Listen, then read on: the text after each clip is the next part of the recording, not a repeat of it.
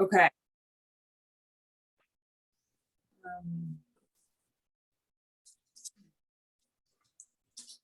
Are you asking me to take over till O'Toole joins us? I think Well, is that what you want to do, Mike? I can do that if you wish. John? yeah, you have a scheduled regular meeting today and you have a quorum.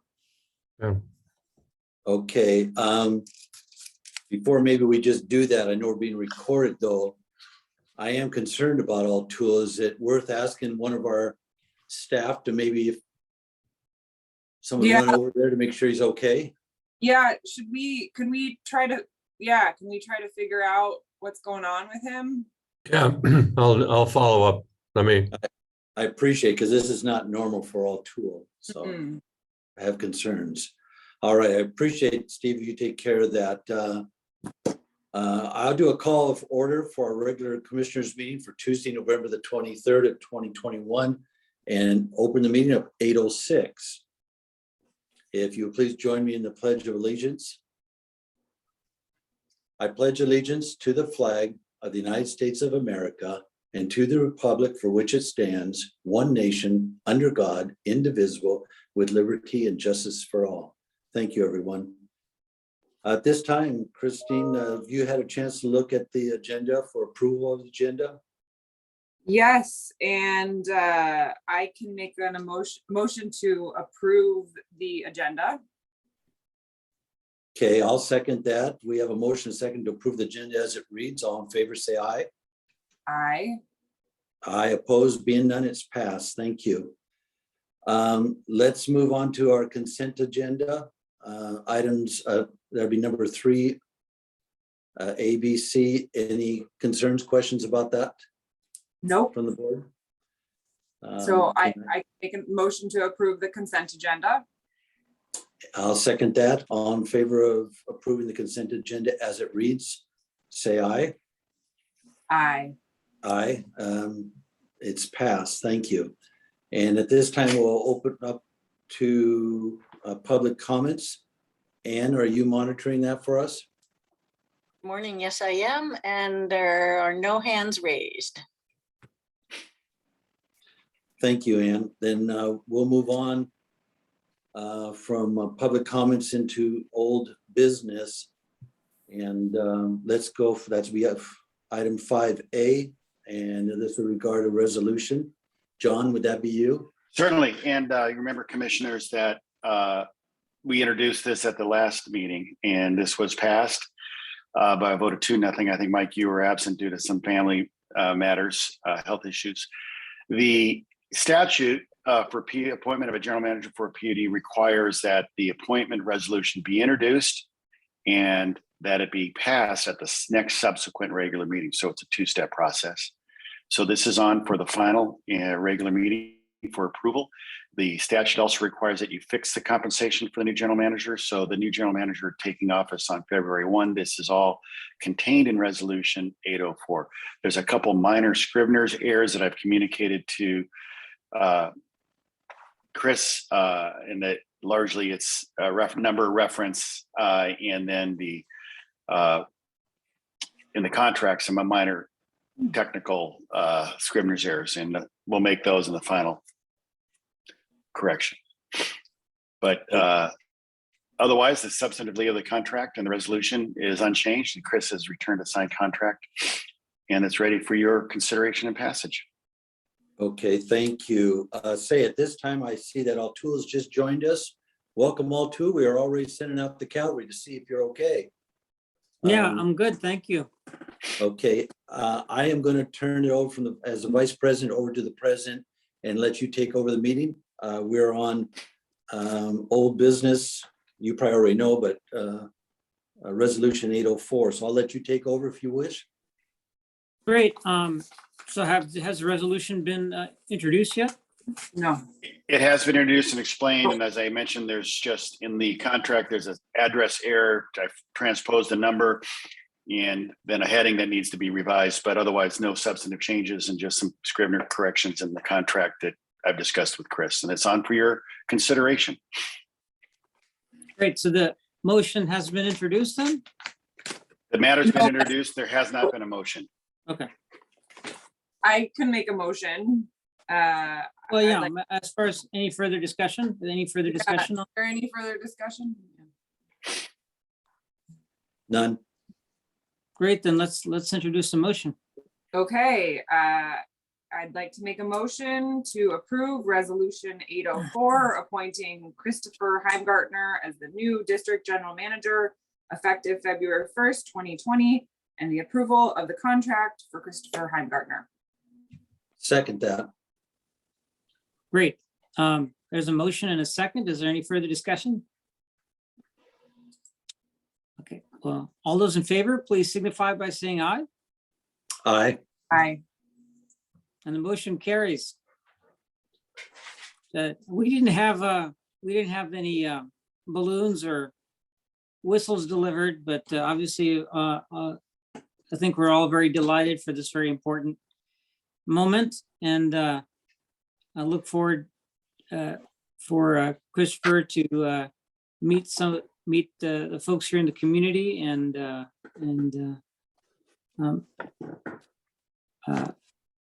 take this very important step forward for the PUD.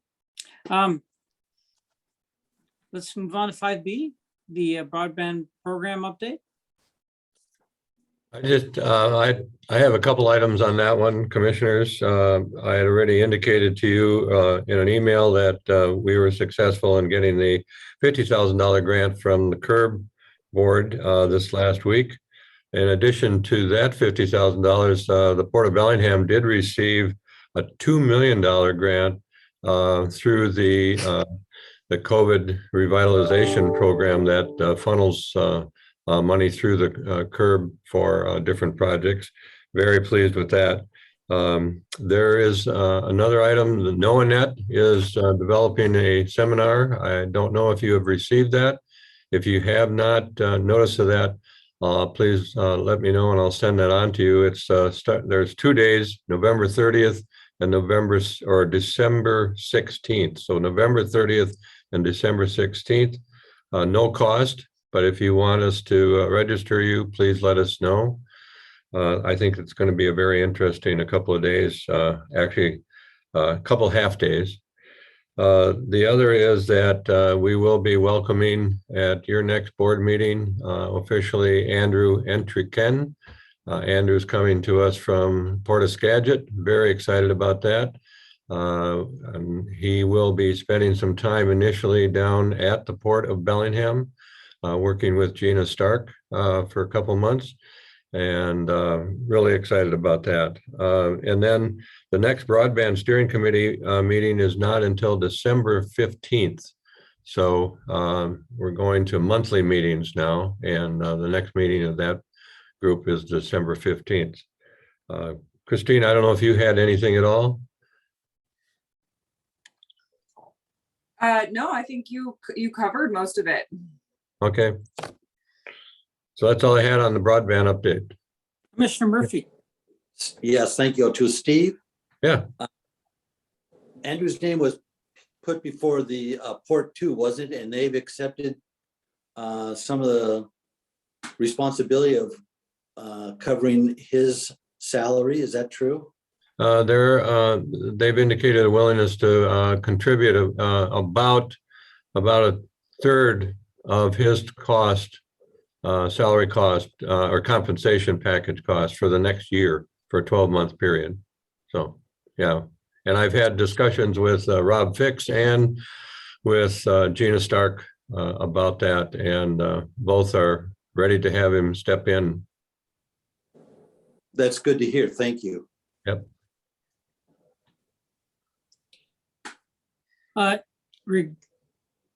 Regarding the timing, when will his timing switch to be full-time with Whatcom PUD? Well, it's an interesting process because he'll start working for us on December 1st. And it's just that for the next, after December and January, he'll be sitting when he is working out of his home.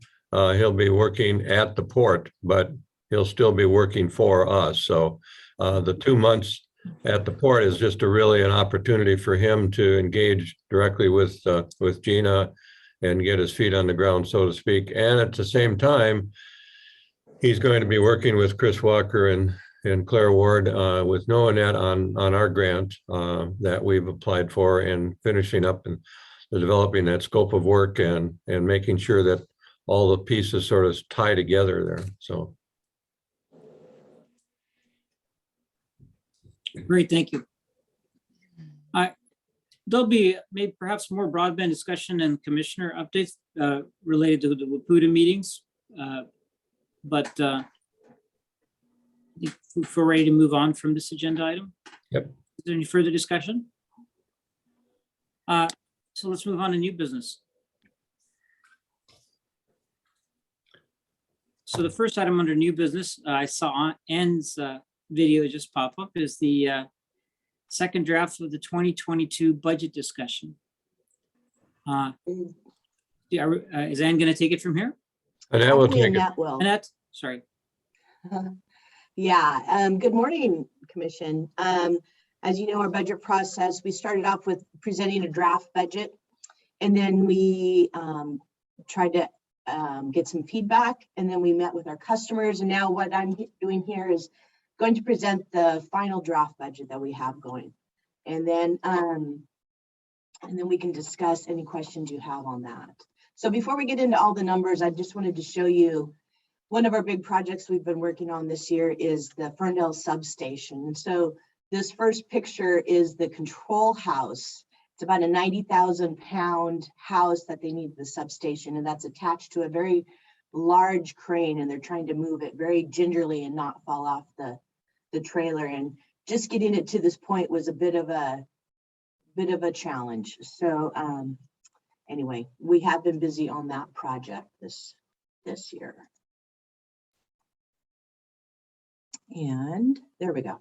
Okay, so just as a list, we're going to go over the building blocks like we did the previous time, and then we'll flow into the rates and the forecasts and what we're looking at going forward on that. What I'm going to focus on is mainly the changes we have. I'm not going to go through each item, but just mainly the changes that have happened since our draft budget. So this, similarly, when we presented the draft, the orange lines are, we go into a little bit further detail in further slides. The big change that we have on this slide is the capital transfers down at the bottom. Overall, everything changed a little bit because it includes the October actual numbers. So there are, you know, every line had a little bit of movement, but the big change was the capital transfer. We had some changes we'll talk about when we get over to the capital slide, but what we're able to do now is put a little bit more away to the capital transfer. And the capital transfer, as you probably remember, is a piece of our rate revenue that we put aside for our capital projects each year. And per our financial policy, that's usually around depreciation. The minimum is depreciation minus the principal on any debt we're issuing or we're paying on right now. So we were able to increase that, which is a really good thing. Any questions on that one? Any questions?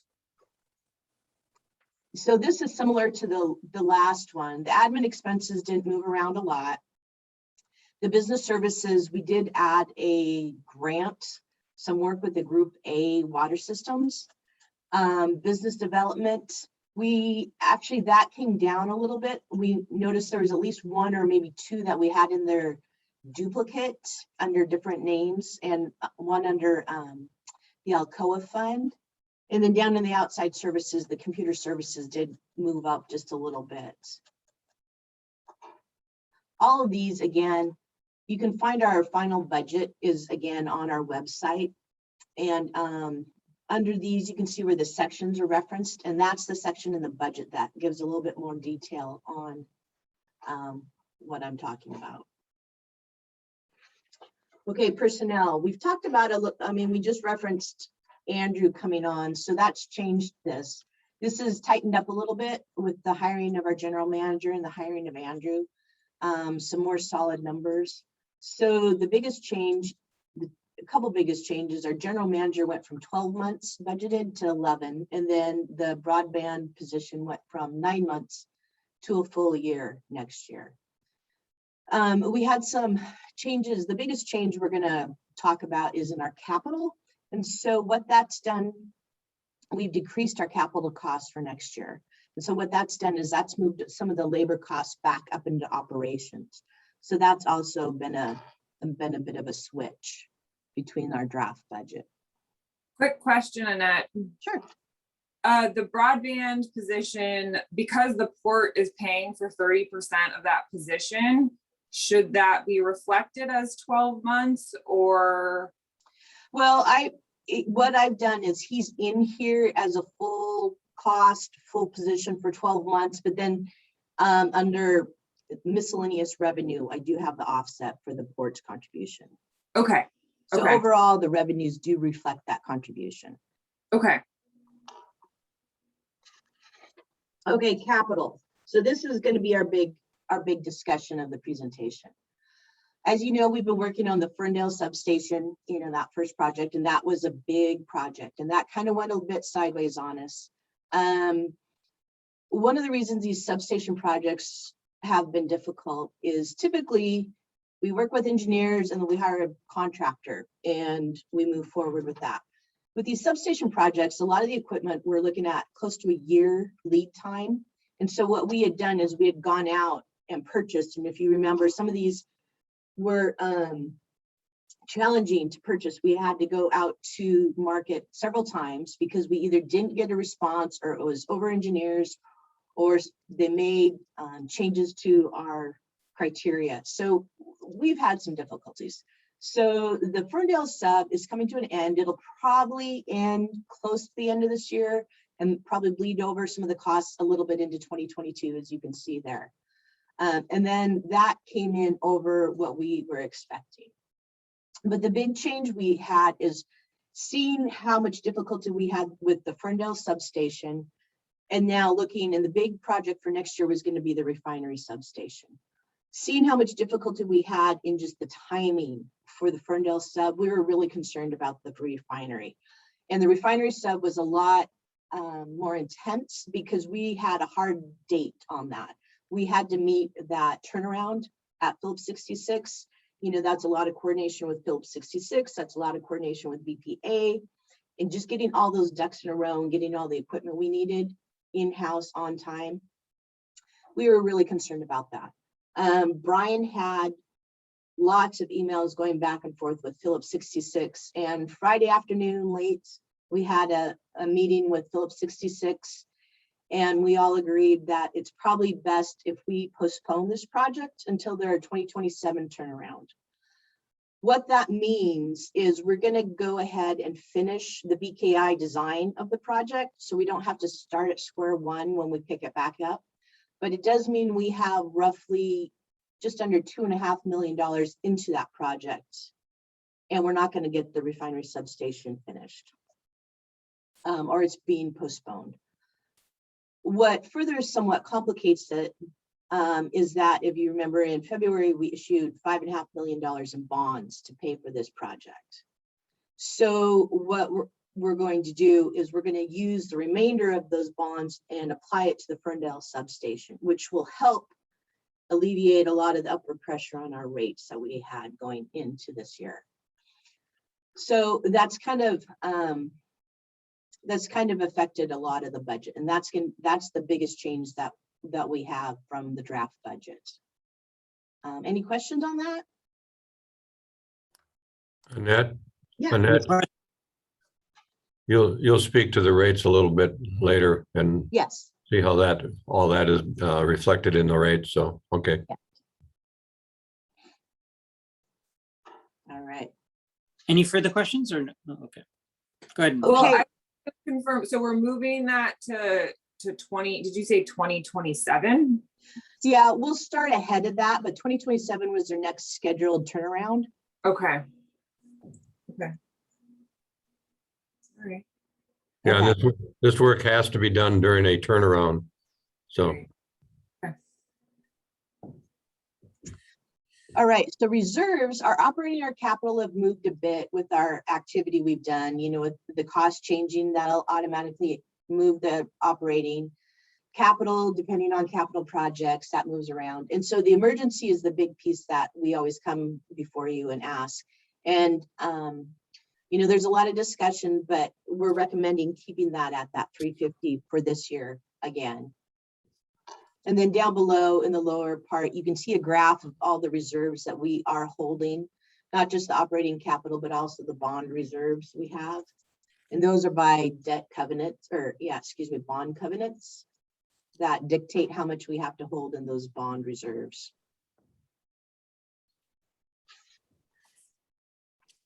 All right, so long-term debt, with the postponement of the refinery substation, that has enabled us to move our debt out a year. So during our draft, we were going to issue some bonds next year. We are now going to be able to push that out to 2023. The amounts that we issue each time will most likely change. That's going to depend on how our project's progressing, whether the costs are progressing. And it's also going to depend a little bit on what the rates are. If the rates go sky high in 2023, we might see if we get tone down that 25 million a bit and then issue more in 2025, hoping the rates come down. So, but right now that's what we have scheduled out there. So you can see down below, our bond debt service is going to be increasing quite a bit in the next several years. Any questions on that?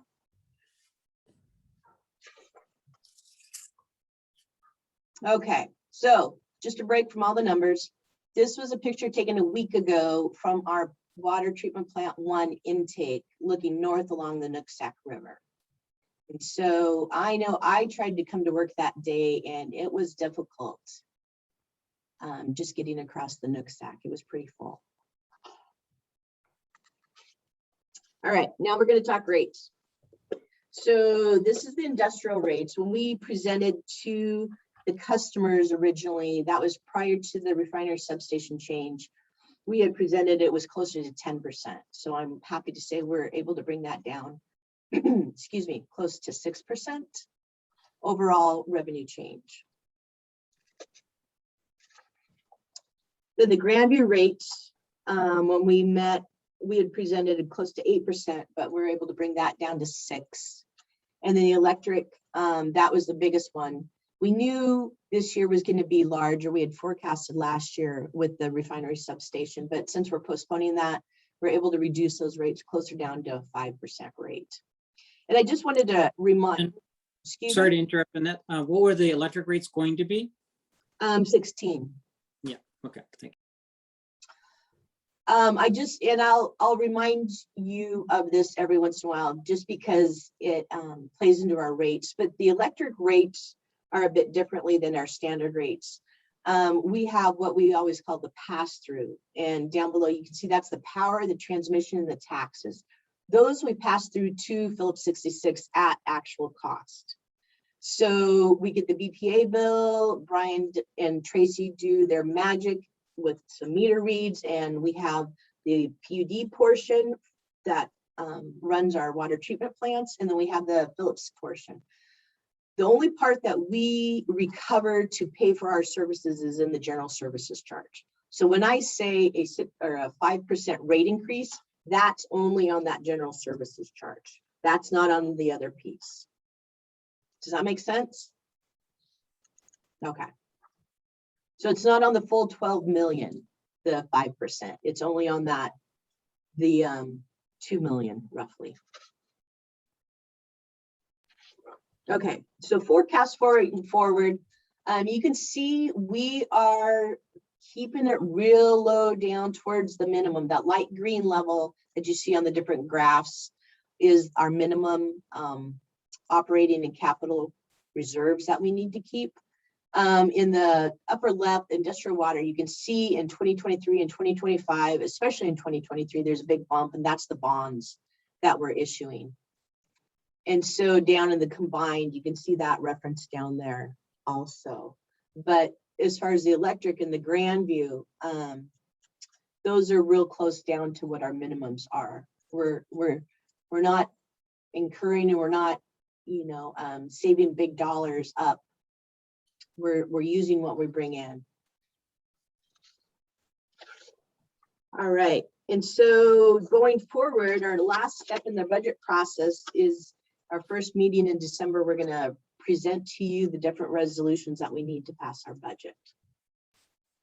Is there any other questions on this? Questions for Annette?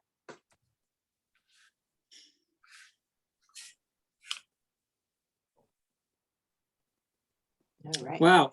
Okay, Well, well, I actually, so Annette, this detailed 2022 budget, I guess you can't see it very well, but the one that was in the binder that was mailed to us. Yeah. So that's changed. Yeah. That's changed quite a bit now then. That was the draft budget, Yeah. and Tracy has mailed out the final budget. We just, Okay. with that meeting on Friday, we just put it together yesterday. Got it. Okay. I don't have any questions right now, but I did find having that binder helpful to kind of go through all the details and Good. ask Steve questions later. So thanks for mailing those to us. Sure. thank you, Annette. Could you go back to the last slide? Oops, sorry about that.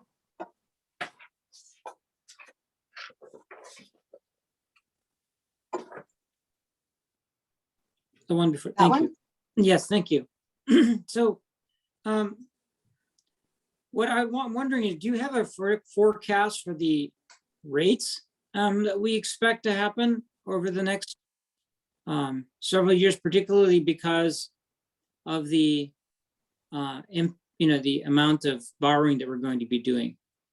Yeah, that's part of all the details you'll get when you get all the binder, but we do have the forecasts that have the rates going out.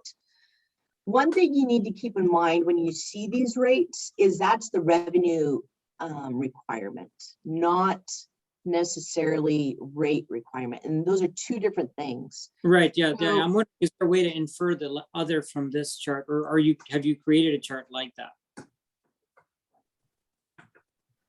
Well, you can see the revenue requirements are the dotted lines going up. Right, so is there a way to go from that to the rate, the implied rate In requirement? the budget detail that you'll be receiving, it's in section 10. It goes in per each utility. It'll go each, what right now the forecasted rate increases are, or revenue requirement increases are. Okay, and how are you feeling about that? I mean, without looking at it, I can't, but how are you feeling about that forecasted rate increase? Are there any big increases that we should perhaps provide visibility to our customers on? We've discussed it, and again, they have access to this budget online. Ideally, we'd keep it at zero, but unfortunately, that's not the world we live in, at keeping it zero. We knew this year was going to be big for electric. But having that refinery substation postponed has given us a little bit more breathing room. Mhm. So that feels a little bit better. But we have maintenance we need to do. And so Yeah, excuse me? thank you. Yeah. So, and that's probably the most important thing, is that the rate increases are more a reflection of the increasing cost of capital improvement than they are a reflection, and the need for capital improvement at this point in the age of our infrastructure, than they are a reflection of overhead. Is that a fair statement? No, not necessarily. I think it's a mix of both of those. We have, in the water, we have big capital projects with the water treatment plant 1. So that's definitely driving a lot of the water. The electric and the Granby don't have large capital projects going forward. So those are mainly more the O&M side. Okay. Thank you. So it's I think it's, Commissioners, I think it's a little difficult to get a grasp on how tight our revenue requirements are year to year. And with the few, if we exclude the Grandview system and we look at just Cherry Point, what do we have? 10 customers. And so the impact and our rates are, even though I agree with Annette that it's a balance between O&M, overhead, operating, and capital, the kind of that green pyramid in the upper left-hand corner there is all about capital. And so as we go forward, we can project the rate increases or the rates, over the next 5 to 7 years based upon what we see in that potential new set of bonds that we'd be trying to complete. But first of all, we don't know what the interest rates are going to be on those bonds. And so we've got, there'll be some significant decisions that need to be made in the next year or so. And then you're always trying to balance what's the best thing for the customer, at the same time retain the integrity of our system. So. Yeah, commissioners, if I might add, also it's a reflection of the fact that, as Steve just alluded to, we have a small customer base, and particularly on the electric side, we have a fixed customer base. We haven't added any new customers. So as our costs increase, there's nowhere to spread those costs. The existing customers pick them up, and that's reflected in the rate increases as well. Thank you. Thanks for the discussion. I just, recognizing that for us, rates are something we adjust as part of the function of making the budget balance, essentially. It's important, though, at the same time I think for us to give visibility to customers about what we project for future rates. And that's why I was raising that, and then understanding what drives those, how the different parts drive those rates is, I'll have more thoughts about it after I review the more detailed binder now that things are settled down. Thanks for the discussion. Are there any further comments or questions? Yeah, I just had a comment and maybe something we could think about for next year, just in terms of the process. And I know it's a lot of work, and it's a lot of work right at the end of the year. And so just really appreciate all the hard work that goes into it. I am wondering if it's possible that next year, if we could get our budget binders even the night before the meeting, so that we could review them in detail. I think these discussions might be a little bit more useful to the commission if we have that information even 24 hours before the meeting. We will work on it. Okay. Try to do that. Hopefully we will not have a Friday afternoon major decision again. Right. I mean, and I get that there was a big change right before all of this. So acknowledging all of that, it was just really helpful for me to see the more detailed binder. And so in our next meeting, are we going to can you walk us through what will happen with the budget in the next meeting, Annette? Sure. Just,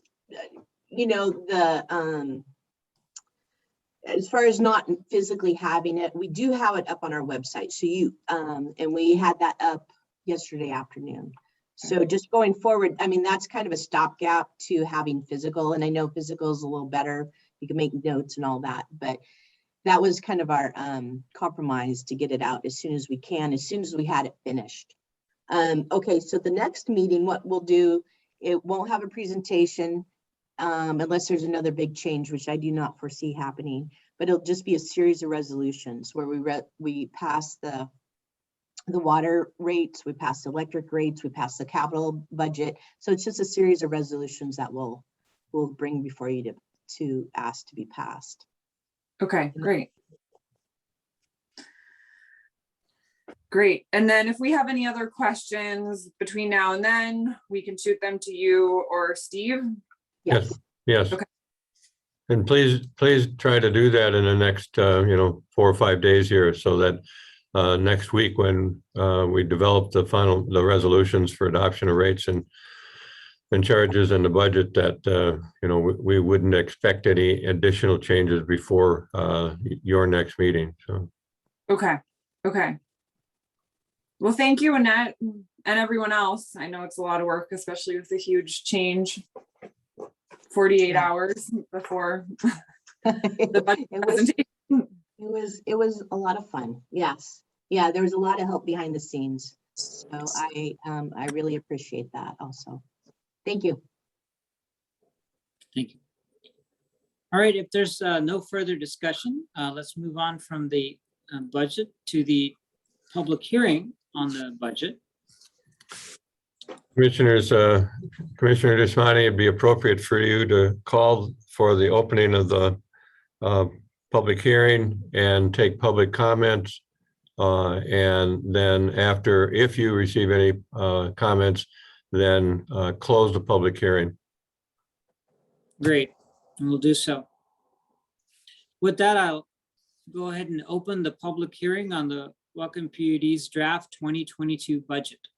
Are there any comments? If you have a comment, please raise your hand. No hands raised, Commissioner.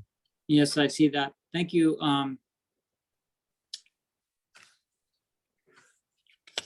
Just gonna double check one more time. Great. There's no hands raised, so I assume there's no public comment. And we'll go ahead and close the public hearing.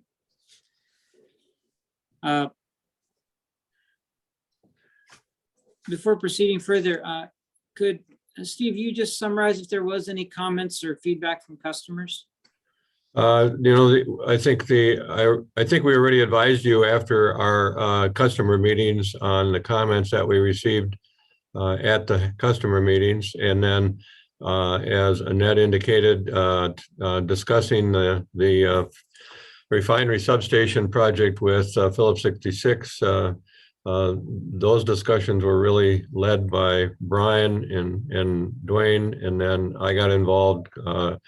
Annette was involved on a couple of occasions. A lot of talk over the last week and a half with Phillips 66 on that. But other than that, and Annette has covered that this morning, I think pretty thoroughly, we had received no other comments. Thank you. So the next item on our agenda is the draft plan for the commission redistricting process. And I believe that's why, I'm assuming that's why Peter's joining us this morning. Is Peter going to handle that, or Steve? Would you like to? I'll just kick this off and then let Peter take on the hard part. So this is a requirement that the public utility districts, well, special purpose districts, have to look at their districts and align them as best they can based upon state requirements. And this is an update basically every 10 years that is required by state statute. And it follows the completion of the every 10-year census. And so we initially, as you'll see, and Peter will recall for you, the timing in terms of hearing and final adoption, we're right up against the wall.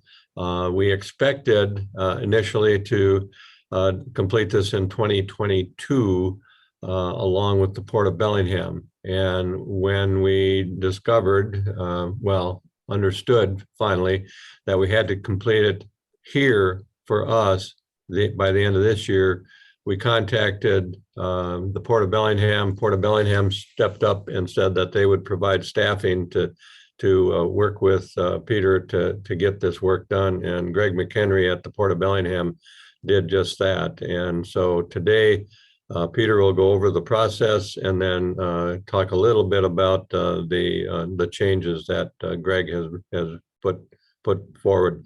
I've had a discussion with Rob Fix at the Port of Bellingham about this process, and just last week, Friday, actually, and because we were a little concerned that they have to do this next year, and we were a little concerned that they may think about taking a little bit different approach to this.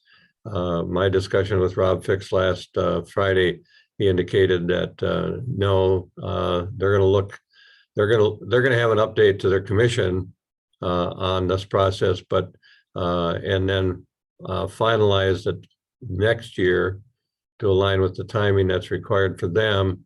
And he said he would expect no changes whatsoever from what we are producing. So with that, Peter, I'll turn it to you. Okay, thank you, Steve, and good morning, commissioners and PUD staff. Thank you for the opportunity to present this districting process. Just to follow on Steve's comments, where we are in the process, we discussed this at the last meeting. Today, the request for action is to approve a draft plan. And that, just to orient you towards the process, with the approval of a draft plan, the draft plan can then be published, which is part of the statutory process. And following publishing the draft plan, there will be a public hearing. And that is, we're aiming, as I understand it, for December 14th for that public hearing, with then to follow on with the following meeting, December 21st, for hopefully approval of the final districting plan, all to meet the end of the year deadline that that the PUD is on, which is among special districts, you have a special place. You're different than almost every other special district type in the state in terms of your election process. So that's why we're that goes along with what Steve talked about, being a little bit off schedule with the Port of Bellingham. So with that, I would like to reiterate that there's been substantial work by Greg McHenry at the Port of Bellingham. I've had discussions with him. Anne has been very helpful in this process as well. And Greg McHenry took the census data, broke it down, and really looked at the criteria and the statutes for achieving that population nearly as equal in each district as possible. The other criteria: compact, geographically contiguous, and things of that nature. I'll go through that real quick, but what I want to do, what you don't have in the packet, and I'm going to screen share here, which gives you kind of the overall picture of the. Can you all see that? That map? Yes.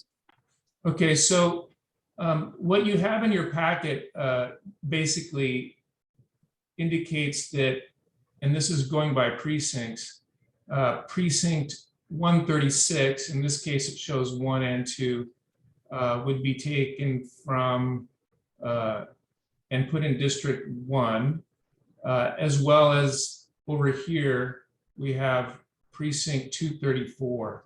So that's the overall picture of what the proposed draft plan entails.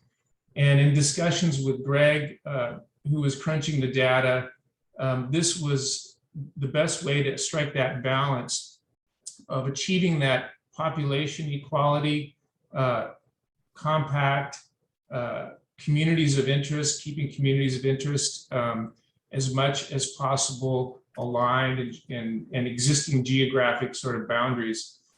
And what you have then is what I believe is this will satisfy the criteria, but has the added benefit of you're working with the port.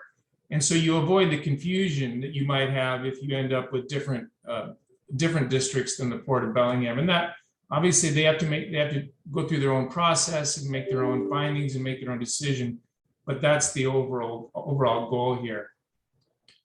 I think that I've pretty much covered the basics on this. I think that following the precincts, one thing I would say about that is that in addition to avoiding confusion, Whatcom County in their districting process is also following their existing precincts. Again, I think to avoid confusion, some folks know what precinct they're in, and so it has that added benefit. So with that, I'll take any questions if there are any.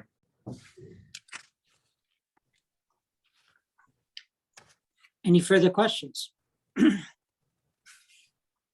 One thing, I don't know if Peter, maybe I'm taking notes and listening at the same time. And I don't know if you indicated that these changes based upon our current commissioners and the commissioners at the Port of Bellingham currently, this will not affect any of the 6 commissioners. Yeah, thanks for mentioning that, Steve. I had not mentioned that.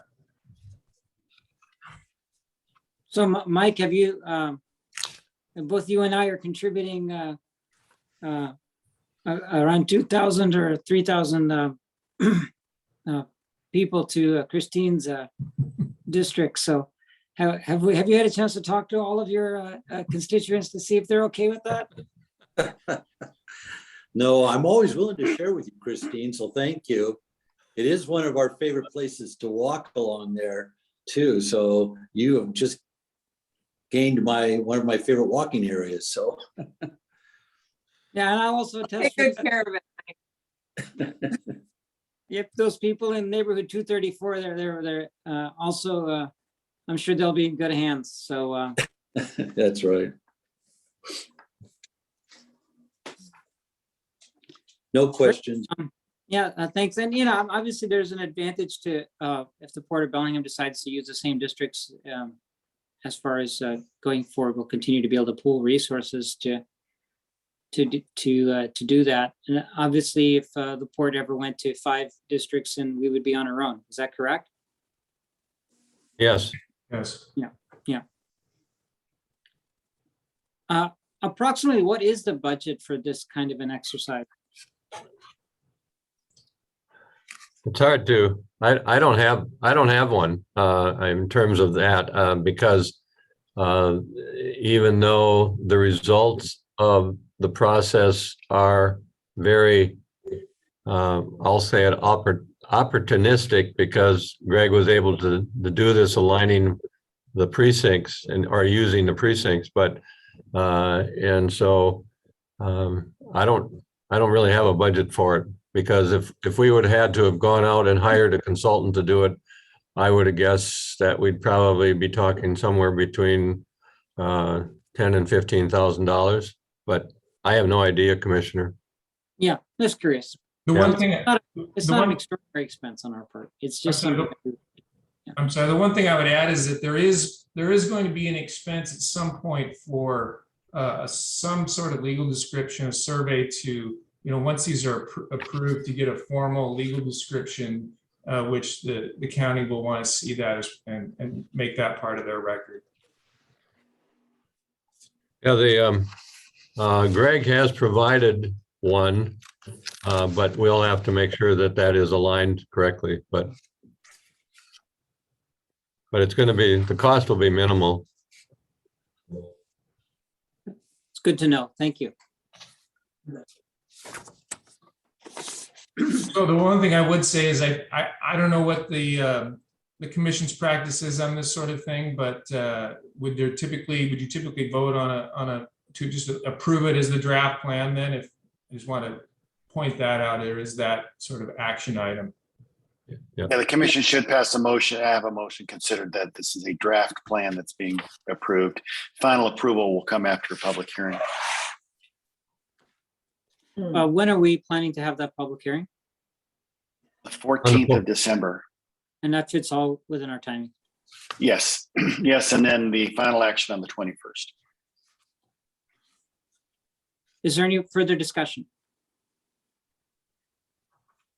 And I would entertain a motion to approve the draft plan as presented for the PUD Commission redistricting process. I'll make a motion to approve the draft plan as presented. And I'll second. There's a motion and a second. Is there any further discussion? All those in favor, please say aye. Aye. And the motion carries. Now, And just for clarity of the record, this is approval of a draft. yes, yeah, that's what it was, yeah. I'd just like to send a thank you to Peter for the work that he's done on this and tying us together with the Port of Bellingham. And I'll wait till December 21st to send a thank you to Rob and Greg, but I think this is really a great opportunity for the port to having stepped up and done this work for us. So, Yeah, and we've got two opportunities today to thank the Yes. board, just on Yep. the broadband position and then here again on the redistricting. Grateful for our good relationship with the port. yes, I think that concludes new business. So the next item on our agenda is the general manager's report. I just have two things, just information, just a reminder, if you have not signed up for the Wakuta annual conference, which is now going to be virtual for December 2nd and 3rd, please let us know if you want us to assist in that. And then I'm beginning to engage with Wakuta and with the watershed improvement districts and with the Washington Water Utility Council on legislative issues. We're starting to gear up for the legislature and starting to frame some ideas on bills and so forth, just to let you know that. That's all I had. Steve, did you want to mention the Bonneville facility study? Yes. We asked for your approval a few weeks ago on this $50,000 check to BPA for initiating the discussion on the potential intertie and connection and doing work in establishing the cost and opportunities for connecting and bringing in up to 300 megawatts of power. And the second of two checks that we would need to send BPA for that work would be by the end of this month, a week from today. And we have made a decision that we don't think that we should move ahead with that second check of $429,000. But we wanted to update you with that. It does not require your approval to not do it, but we think that we wanted to make sure that you were aware of it. So I'll just turn it over to Brian for Brian to make some comments on it. Yeah, as you remember, as a result of that interconnection request last year, Bonneville was preparing to do a facilities engineering study on our behalf to determine what they need to do to their Untitled Substation and the incoming power lines in preparation for our interconnection to their system. We did submit that $50,000. However, if we don't proceed with the $429,000, that work will be terminated. I anticipate there has been very little expenses that they'd be able to charge to that $50,000 to date. So they will return the balance to us. By not proceeding, what that'll do is drop us out of the queue for interconnection requests. And then it'll be up to us to make a determination going into next year. Do we want to reapply perhaps at a different load amount and start that process again? The difficulty for us, as you're aware, has been that, number one, the $429,000 was more than we anticipated. It wasn't in our 2021 budget, and we don't have a new customer that would back that expense. So with all those factors in mind, we decided not to go forward. But the door is still open. We can reapply next year if we have a firmer idea of what loads we might have coming on our system. And we might also look for other funding sources to pay for those type of studies. Brian? Yes, Commissioner. Brian? Yes. That means that everybody that you've been talking to and Steve been talking to about requesting power, all that's kind of gone away. Is that what you're saying? No, not at Then- all, then- Commissioner Murphy.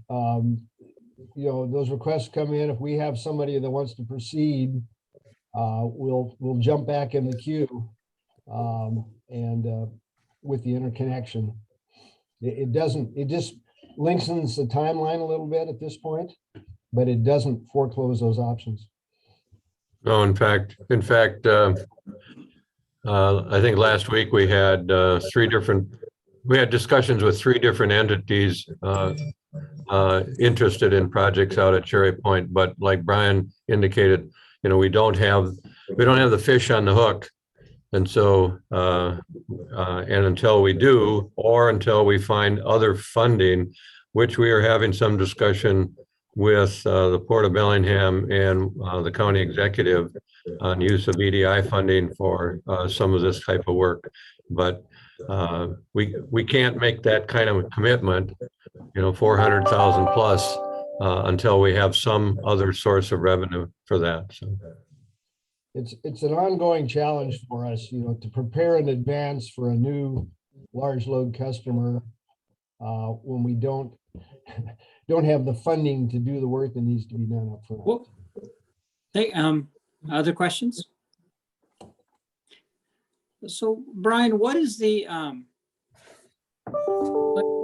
study is initiated? How long do the results of the study bear on the transmission bandwidth that the study refers to? And how much is it a useful, I would call it a placeholder for, how long does it remain a useful placeholder for a potential customer? That's an interesting question. Good question, Commissioner. The I studies, wasn't anyone, I was just, the studies themselves take several months to complete. And as I mentioned before, there's 2. There's the facility study that looks at Bonneville facilities that need to be constructed to meet your needs. Then there's the network transmission study to see if they have available capacity, and if not, what needs to be done to secure that capacity.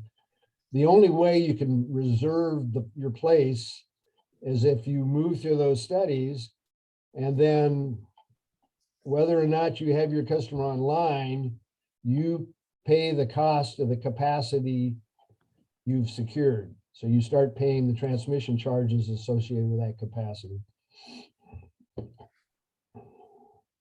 so not long is the point. Not long. And I'm not telling people like you anything you don't know, but it's a new discovery for me. So I'll take a moment to state that here's yet another economic and practical timing barrier to the implementation of new industrial projects that use significant electrical load. And that is that in addition to all the permitting hassles, I shouldn't say hassles, all the permitting responsibilities, forgive me for saying hassles, all the permitting responsibilities that a business has to go through to build a new plant that uses electricity, they also have this additional transmission related hurdle that has to line up. Not only do they have to go through this hurdle, that takes time that you have to get into the queue for, just like permitting, but it has to line up with all the other pieces in the process for getting a project built and started. I'm not saying that you don't know, but so. That's correct, Commissioner. The other piece of that is that one way to mitigate that, and utilities do this, as do power marketers, they will secure capacity on Bonneville's transmission system, and then they will lay it off to third parties until they need it. Still means you have to have the capability to pay for that capacity up front, but you have a way of mitigating those costs and receiving revenues to offset those costs. Thank you, Brian. You're welcome. Any further discussion? So, Steve, could I ask you, is there anything Annette's picture was certainly scary. Is there any other comments about last week's flood and PUD resiliency and robustness, or confidence about our resiliency and robustness if things would have gotten any worse during last week's flood? Commissioner, considering the fact that last week's flood here was, as far as I've heard so far in terms of R2 diversion, the location of R2 diversion was the second worst in recorded history.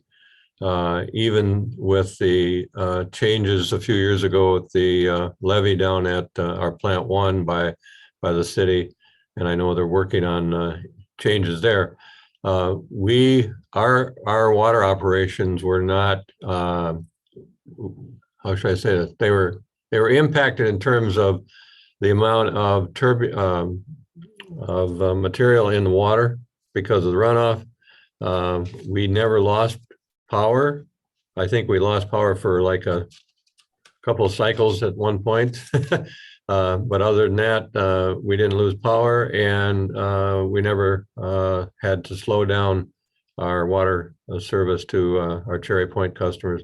And this did not affect the Grandview system at all. So other than having some of our staff impossible to get to work, other than that, yeah. Yeah, except Brian used an excuse to go pick up wrecked boats on the waterfront. We were not impacted. So, and I know now Thursday and I think it's Saturday this week, we're supposed to get another 3.5 to 4 inches of rain. So we'll see what happens. But, and I'll tell you, this was an interesting thing for us to hear. Brian, we got off the phone Friday with our folks at Phillips 66.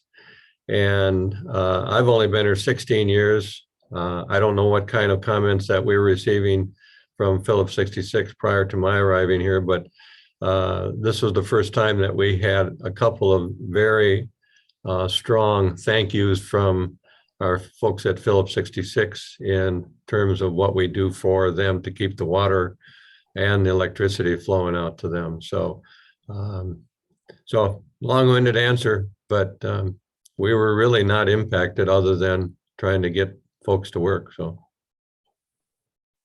and those people that, in terms of our water operators and our electric operators, we didn't have a problem. So, yeah, and I would like to take a minute to express thanks for the staff at the PUD, and I'm sure from the whole commission, dealing with a lot of adversity. This last week,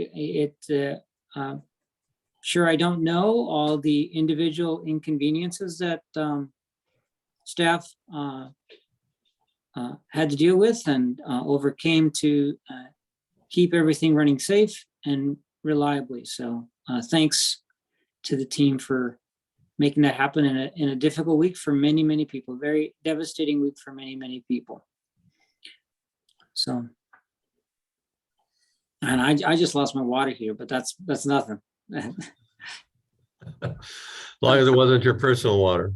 Yeah. So, yeah, my well was doing great. Well, yeah. Well, I will pass those comments and on to everybody. Make sure everybody here gets those comments. Appreciate that. Thank you. So let's move on to commissioner reports. Commissioner Murphy or Grant, would you like to go first? Murphy, okay, great. Yeah, thank you, O'Toole. Well, let's talk a little bit about that flooding. I made a comment that from the drought we had and the way I monitor my well here, that I keep tabs of how much water's in it. And I made a comment that with the drought we had, it'd probably take till March of 22 before everything would be backed up to the high mark again. Checking my well, I'm within less than 2 feet of that high mark already, but we've also had incredible amount of rain, which led to flooding. So I would say Whatcom County is getting back its water very quickly. And so I'll make that comment. Also, I'd like to just put out a statement about the fine people we have in Whatcom County. As so many people lost their homes in this flood time, I was told that people brought their pickup trucks, their jump trailers, their dump trucks, and people worked together. And I was told there was about 600 people showed up and helped individuals tear out, get rid of all the garbage in their yards. Others were removing sheetrock and stuff. And that says a lot about our community, about people coming together like that to support each other. So I felt real good about that, doing that. I did also attend the Wakuta directors meeting. And the only one I'd really report about was the executive director, George King. He said that he and his staff have been working very, I'm trying to think of the word he used here, but spent a lot of time with legislature and policymakers regarding the Washington on the power in the future. And he was sharing the concern that with some of the requirements being made about deadlines, that our state could experience time without power, in other words, blackouts. And I know the two of you spend more time and energy than I do, so I was concerned about that, especially for our area, Whatcom County, if us experiencing any brownouts, blackouts. And do you believe that's really something that's true? So I'm turning to the two of you to say what you have heard. Any feedback from either one of you? Yeah, I was also, I was in the energy and the telecom Wakuta meetings, and in the energy Wakuta meeting, which I know Commissioner Deshmani was also in, we did talk about grid reliability, and Nicholas Garcia was asking for feedback from the group on a kind of future study that's being done related to grid reliability. And my comment to Nicholas was just that I want to make sure that we're really looking into all of the demand side resources that we have. And, in the Northwest, we haven't really done anything to shape demand, but in other parts of the country, there have been really sophisticated demand response programs where, dryers can be, just direct load control devices put on dryers so that they aren't using as much electricity during periods of peak demand. With the co-ops that I worked with, there was this whole effort that was launched about 5 years ago called using water heaters as batteries. So really insulated water heaters that are, the water goes into the water heater at night especially in the Midwest, there's a lot of extra wind energy, and then people can use that hot water during the morning and the evening when there's a lot of need. So there's just so many ways that we could smooth demand without having to delay our clean energy targets. And so I think that's one of my fears, is just that I don't want us to see us kicking the can further with some of our clean energy mandates because we're saying that we have concerns about grid reliability when we have barely scratched the surface on demand response in our region. So that was my comment. And I know Atul also made a comment, and it was in a similar vein, but I'll let you share your thoughts, Atul. There was other commissioners also who made comments regarding this subject too, and recognizing that there's potential issues. The Northwest Power Conservation Council and the Power Pool are both doing work on this subject, and in their work, and I think I mentioned this in a previous commission meeting, they have identified that in the near term, this way they have of quantifying the potential of a blackout is what's called loss of load probability. And the question that was asked them is that is this is our current supply have the potential to create a loss of load probability? And their report indicates that in the near term, there's some issues which are being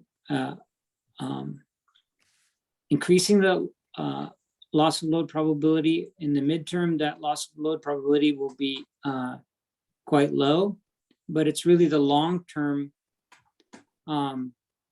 prospects where if there's significant growth of demand in the Northwest, the need for having resources that augment solar and wind,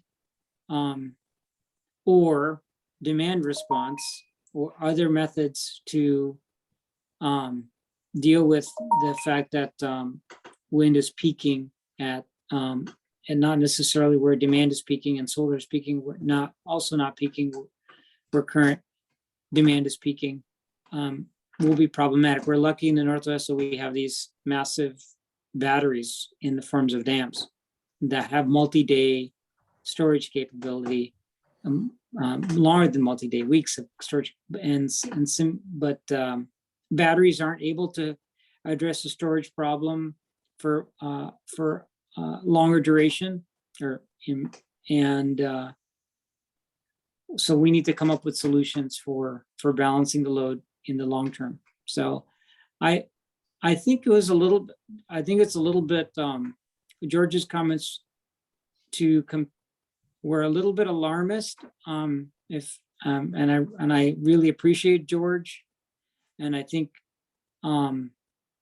99% of everything he says is on the mark. But in this particular one regard, I don't think that it helps comparing Washington to Texas or California. And the reason is because Texas has an islanded distribution system by their own choice. That is not the Northwest's choice. We're not islanded. And the second reason that it's not comparable because to California is that California has no significant hydro resource, and they're don't have the mid-duration storage that we do. Now, having said that, California also doesn't have long periods of loss of solar like the Northwest does. So we've got our own set of challenges, but I think it is appropriate to say that problems happen when the utility community doesn't plan, and let's make sure we plan. So in that part of what George is saying, I think he's right on. But I don't think we should be too alarmist about what our future prospects are, because they're not the same as California's and Texas's very dire situation. Thank you to the two of you. I appreciate what you've said. My concern was just our community, our county, what can we do to plan ahead? And I just brought it out because I think discussing it now among the three of us and with our communities is better than waiting and finding out what really happened. So I appreciate your input, both of you. Thank you. I have no more.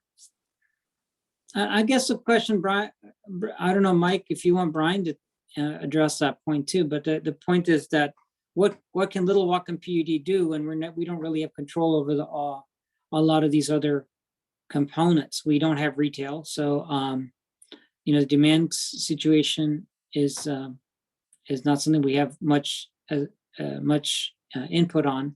And then on other issues like the transmission and distribution, that's also something that's a little bit, we can have an influence. But Brian, do you have thoughts on what Whatcom PUD can do? Commissioners, the only thing I'd add to your discussion, one of the issues going forward is really getting pricing signals right. So that you encourage people to invest in demand side and supply side resources. I think that's been one of the problems in the Northwest. We've benefited from low cost power for so long that, you know, there isn't opportunities for those to invest in demand side or, you know, in capacity on the resource side because they couldn't get the return they needed on it. So we have to, I think we have to look at how we're structuring our rates and how we're sending price signals to the consumers and the suppliers to encourage this type of investment. That's one thing. Regarding what we can do is that at the PUD, one is look at, we've talked about this before, look at investments in small scale resources in county. The other would be to explore, you know, whether legally, are there opportunities where we can make investments in consumers that aren't connected to our system? In other words, are there things that we can do on the demand side that encourages investment in whatever it's rooftop solar or whether it's battery storage in the house? How can we get involved that actually, without being connected to the customer because we don't have electric facilities in the area, and do it in a way that we don't burden our existing connected customers so that they're not paying for those type of investments? I think there's ways to do it, but it's going to take some thought and some you know, discussion with the commission, with staff, with consultants, figure out how to do that. If I can say to them, thanks, Brian, because you made me think about, I would bring about saying like educating people, I think is very important in our area. I remember as a young man growing up, or boy, that everybody seemed to smoke. Everybody smoked. And then people got educated and found out their health issues. And I remember, you know, if you had any litter, you just rolled down your window in your car or dropped it where you're at because no one educated on, you know, the importance of, you know, do not litter. And it's just things like that that remind me about here. You know, I think a lot of education needs to be done to help people to face, you know, increasing the prices or how to conserve more on their power. Do you need to have your whole house lit up, or can you just move from one room to the next, turning the lights off, or so speak? I mean, but I think education would be one of the best tools that we as a PUD could offer to Whatcom County. Well, and if I can just add one more thing in this discussion, you know, I do think we are beginning to realize how important demand response is. And I recently had a conversation with Andy Wappler at PSE, who works in their customer care. And, you know, he is on the board of the Institute for Energy Studies at Western. And so just talking with him a little bit about what's going on here in Whatcom County and generally. And I think that increasingly we're realizing too that a lot of demand response is going to be automated, but there's also ways that engaging customers is just good for customer service. People want to do the right thing on climate change in many communities, and especially in places like Bellingham. And so, you know, I think programs where we sort of encourage certain behavioral changes at peak is actually a way to improve customer service. And so we don't have retail authority, but I think in my role on the Wakuta Energy Committee, I am trying to, I think, help be a voice that is sort of encouraging that idea that, you know, we can bring some new tools to the table here, and it might actually help with customer engagement and satisfaction. So yeah, we are going to need to operate the grid in a very different way as we incorporate more renewables, and just trying to do it the way we've always done it is not going to work going forward. So yeah, I think thanks for instigating the conversation, Mike. Brian, I'd like to take you up on the idea. Maybe I'd like to follow up with, and as appropriate, and talk a little bit more about the idea about demand response ideas in our local region, and then also some things related to that, potentially storage in our region, collaborating with other participants. Yeah. Obviously, our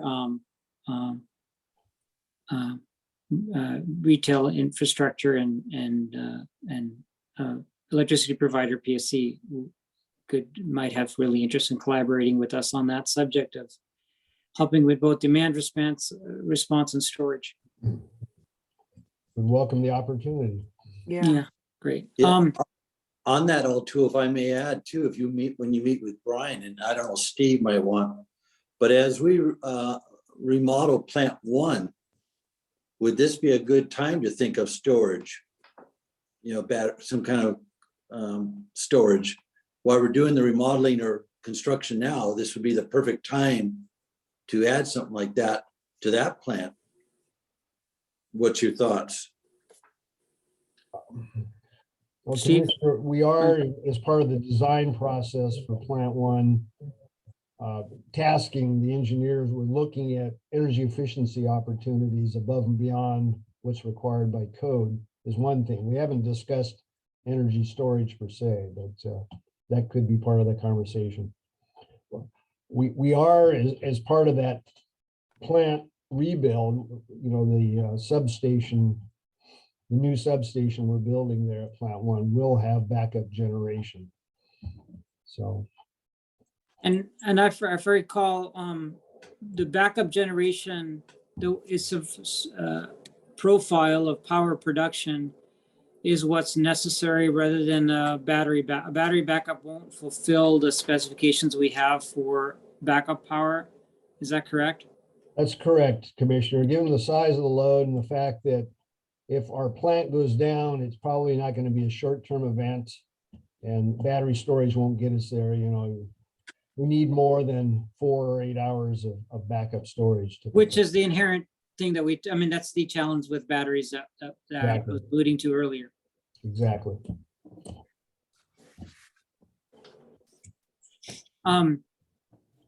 Since we, I don't know if it's okay with the other commissioners, since we focused on, Commissioner Murphy raised the issue of energy, and we all attended energy related meetings this last week. Is there anything further on the subject of energy before we move on to other reports? I just want to echo that it was really a centerpiece of Wakuta meetings last week. The commissioner education session also talked about resource availability, which is, the supply question. What is the resource availability? And there were discussions of, what are the different options for bringing additional resources online. Certainly, the subject of nuclear comes up, and hopes in the viability of small modular reactors. There's many people that are optimistic about their viability in the future. So that's the only other thing I'd like to mention. Yeah, I don't have that. I think the only other thing I would add on energy is that, I think continuing to, I think all of us have, staying in close touch with Nicholas Garcia is important, and continuing to learn from him. I think he does a really good job, and I definitely know that I want to kind of continue being in touch with him. And I'd say the theme for both the energy meeting and the telecommunications meeting was really all about preparing for the legislative session. And so I think really staying engaged during the legislative session should be a priority for us with the energy committee at Wakuta. So do you have other items, Commissioner Murphy, or should we, no, okay, Commissioner Grant, would you like to? Yeah, like Steve said, we have, we were meeting twice a month with the broadband steering committee since the late spring. And then we decided to cancel our last meeting because several members of were going to be out of town or preparing to go down to Olympia for their interviews for grants. So, but, checked in with several members of the Broadband Steering Committee, including having a good conversation with Debbie All from the Mount Baker Foundation about their continued interest in being a funder on some of the broadband initiatives. They continue to be really supportive of the work that we're doing with NOAANet, and would be interested in continuing to, to support that work financially if we need it. And then Debbie also talked a lot about their interest in getting involved in supporting digital literacy, which I don't think is something that is a direct fit for the PUD, but is something that I think is a really important part of this whole digital divide process, bridging the digital divide. And I also just want to say, I think we have really come a long way in a year on broadband, especially with our relationship with the port. I talk to Michael Shepard regularly, and I think that I'm really proud of the work that we've all done on this, and I do actually want to say a special thank you to Debbie All, because I think she was a really important part of fostering that partnership between the port and the PUD back in the spring. And I mentioned that to her, but just want to say it publicly that I think sometimes the third party nonprofit can be really important part of kind of helping shape new programs with government. So feeling gratitude for her and her work that she's done with that.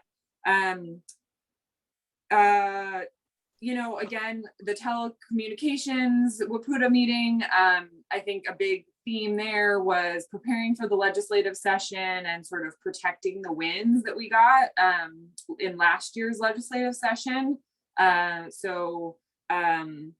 then, I have had a conversation with Chris Heimgartner, which was great, and, have started letting people know about the new general manager hire, especially folks that came to our,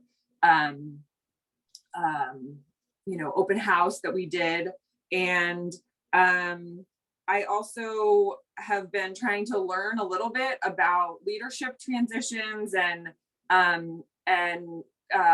have listened to a really good podcast yesterday sort of about leadership transitions with a author that wrote a book called The First 90 Days. So if either of you are interested, I can share that podcast. I think, it's a nice, it's going to be a big transition for all of us. So just kind of learning from people that are involved in a lot of organizations, doing that is it's always useful to me. And then the last thing that I thought would be worth bringing up, it related to the legislative session, is in a conversation with Rob Fix recently, he mentioned that the port is part of a kind of consortium of other governments in Whatcom County that convene before the legislative session starts, and they agree on their legislative priorities, and then they all go to Olympia together to meet with representatives. And there's a lot of the legislatures really, they like that Whatcom County is really organized about their priorities. And he mentioned, the PUD should get involved with that. And I'm not remembering what lobbyists they use, but just by kind of having that piece of paper where multiple governments have a list of what their shared priorities are, just makes it easier for our representatives. And so I thought that that might be something that we could look into joining, because I think particularly on broadband, some of these energy related items and even water infrastructure, I think that we would benefit from partnering with our other agencies here. So I think that's it for me, for what I've been up to.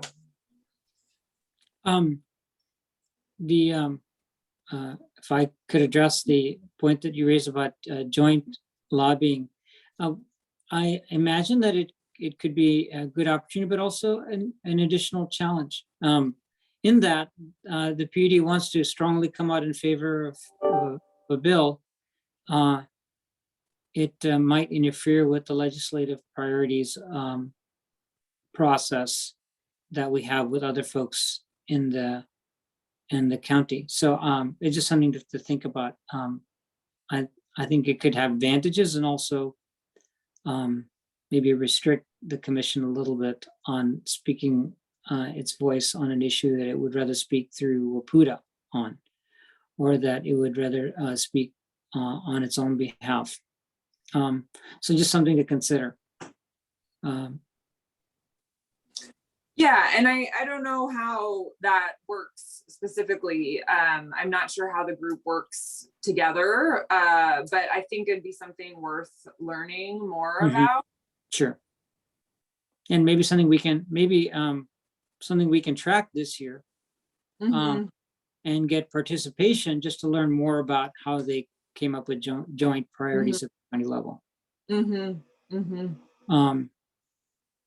inform that decision in the future. Any other updates, Commissioner Grant? No. Okay. So I've two items. One is on the subject of broadband telecom. I have, previously in a previous PUD meeting mentioned that the South Worth group, I got them introduced to the port, and I think they connected with you, Commissioner Grant, as well. The group from the South Fork. Yeah. And Jeff and company. So I feel like they're pretty much plugged in. There's another group that's approached us in the local loops meeting we have a monthly meeting on Mondays, and they have asked me for a letter of support for their grant application that they're putting in this week. I feel like there's not sufficient time to review it and to get like a letter of support from the commission.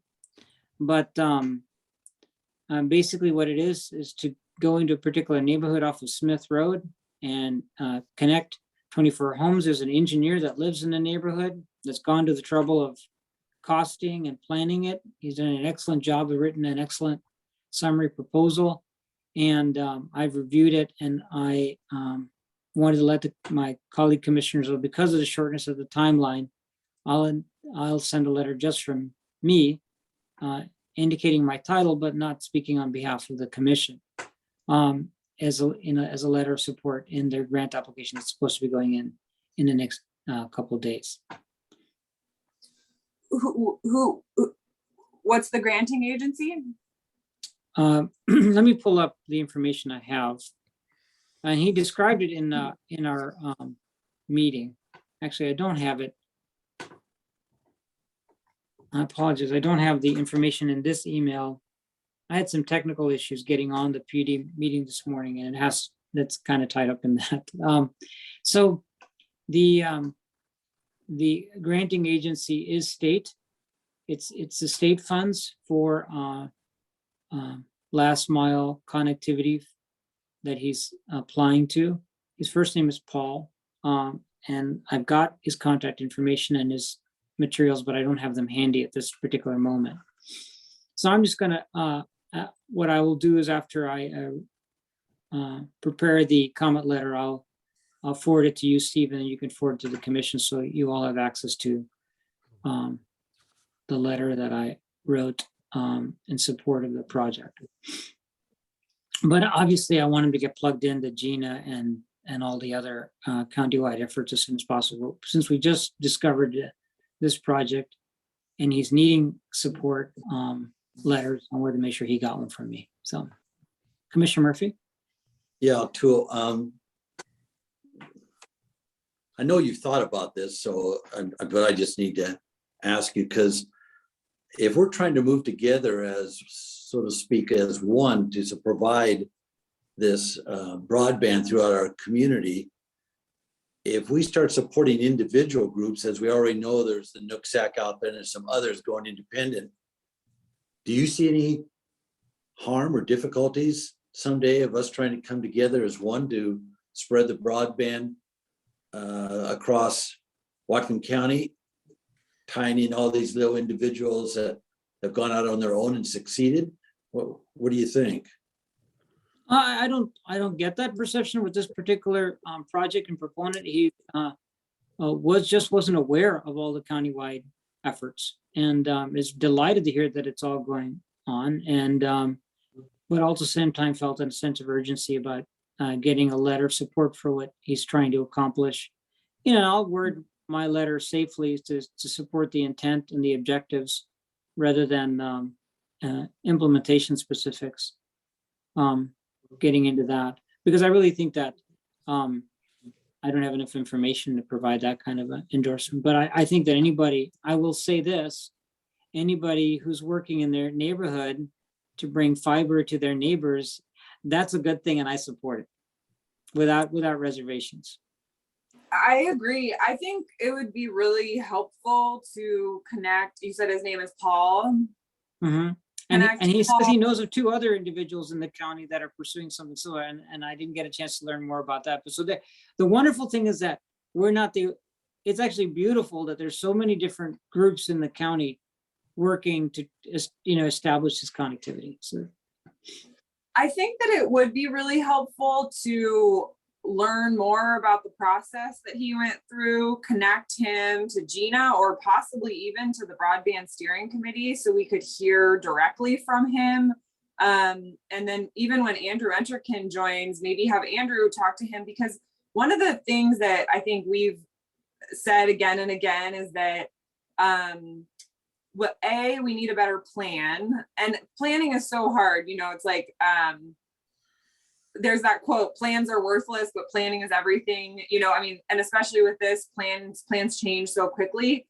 But I think our communication with citizens has also just not been good enough, and we need to improve that somehow.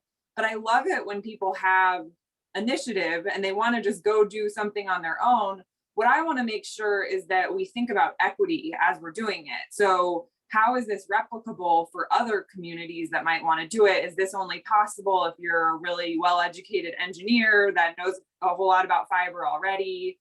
How can we make sure that if we are supporting the project, I know it sounds like you're just going to sort of do it on your own, but how do we make sure that, how do we think about making this a model that is replicable if we want to? And, I think that we've talked about that too with going forward. How do we select where we're going to put resources next? If a community wants to move faster, what financial tools can they use to do that? So I just want to make sure that as much as possible, we're trying to sort of thread it all together. I think if we can connect him with Andrew and Gina, so we can all keep learning and hopefully come up with the best model as we move forward. That would be my only feedback on it. yeah, it's a really interesting conversation. One of the things that I think about is that whenever one tries to coordinate a diversity of activity, you can also kind of inhibit lots of activity too.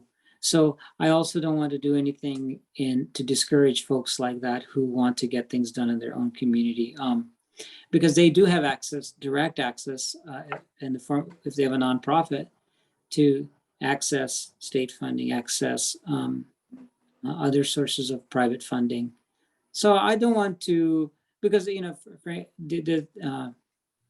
before we had the steering committee, before all of these things happened, Debbie All was already successfully working on a few projects, and this project on Stewart Mountain had already been initiated to serve a bunch of people with partnership with Pogozone. So I also am not sure that I really value my role in local government, but I also want to allow the citizens of Whatcom County, if they want to do it their own way, to do it their own way too. I think that's wonderful that independent action is also, it's not quite often a group of citizens in a community can do something smarter than any local government could do. You know, so I'm also open to that too. Mhm. And I don't want to inhibit that kind of innovative community-based solutions in any way. Mhm. Mhm. Well, I mean, I think it's sort of analogous to with energy, like community solar or putting solar panels on your own home. And not everyone can do that for a number of reasons. And that's why we also need government to be working on pushing clean energy so that you can get clean energy through the grid, right? Like I think we need different strategies, but maybe even just something like sort of like a toolkit if your community wants to do something similar, you know, and that might be a good role for government to kind of help figure out what this group did and how someone else could do it.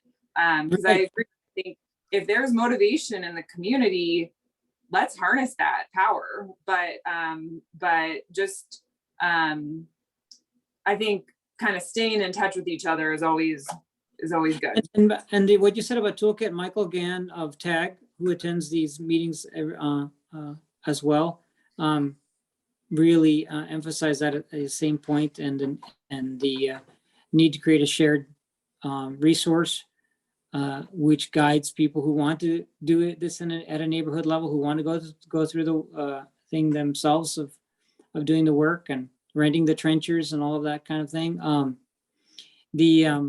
That there could be a toolkit developed and that people could benefit from. Mm-hmm.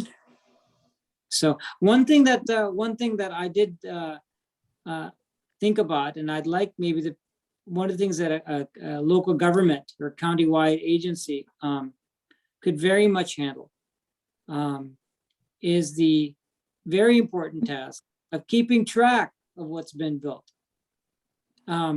Because there's the reporting to the all the folks that dig, the dig notifications hotline, right? And somebody needs to keep track of where all these wires are. So that's something very much that a local government could help with, and just keeping track of, because it's imaginable. Just like it's not like I think about water associations that were formed years and years ago, and some of them, the principals, imagined that they would live forever, but of course nobody lives forever. So the reality is that at some point nobody remembers where all the pipes are.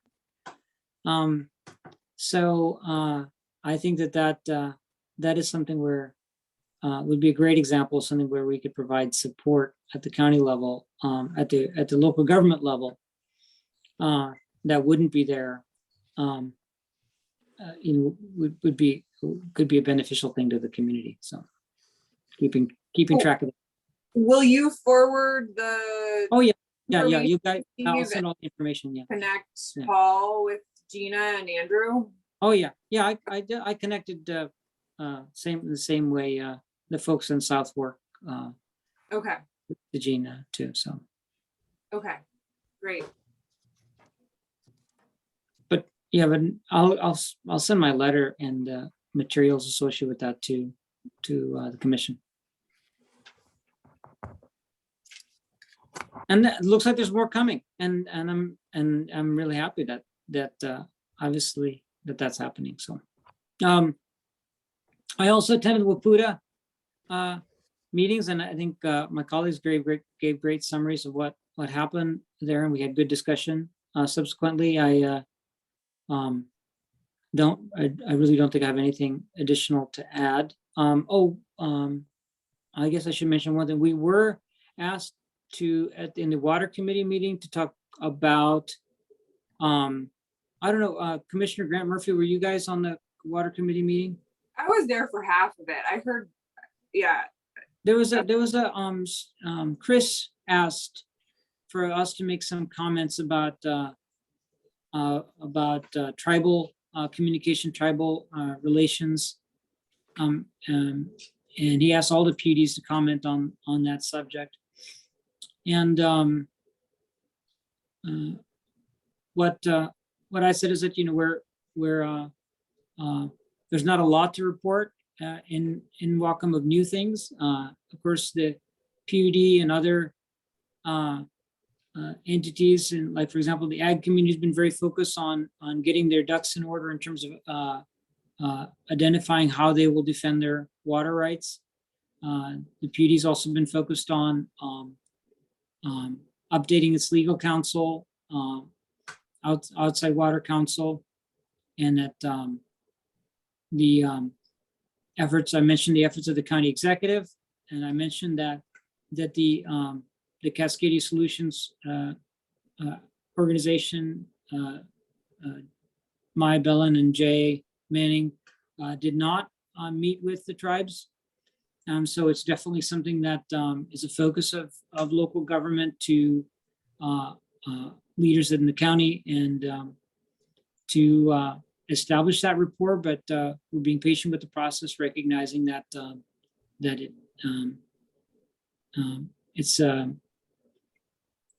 it's important to address the concerns of the tribal community in as soon as possible, but not sooner than they're ready to have those conversations. And then specifically what this relates to is that the executive had made a proposal on how we might try to achieve something like a Yakima integrated basin plan. That was essentially the findings of Maya and Jay, that we should move to something like that. But of course, without involvement of the story behind the Yakima integrated basin plan is that it only happened when the tribes became involved with the process in the Yakima Basin adjudication. And when they became involved, that's when it was possible to iron out the issues of you know, how to regulate the water in the Yakima Basin for mutual benefit. So everybody recognizes that's what needs to happen, but it hasn't happened yet, and we're looking forward to that happening in our community. So.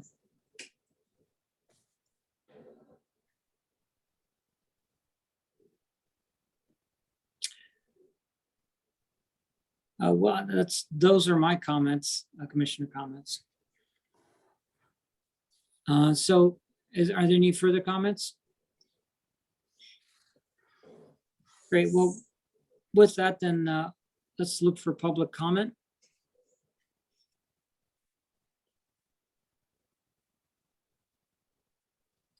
I'm not seeing any hands raised.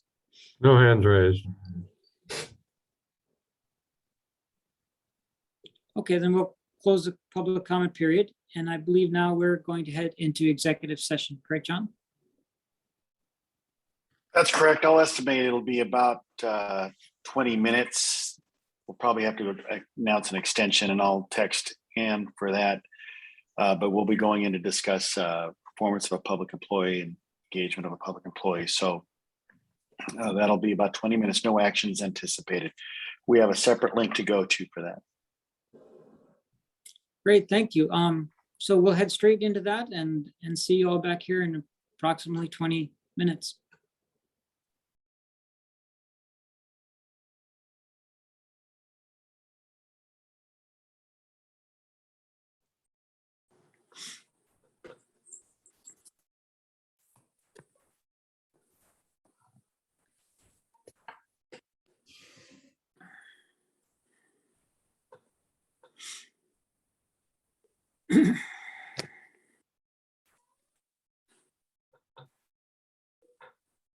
Okay, we just completed executive session.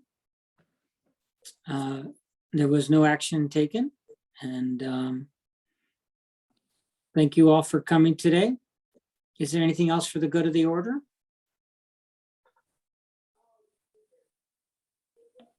Well, Thank you all again. I'll call this November 23rd Whatcom PUD meeting to close.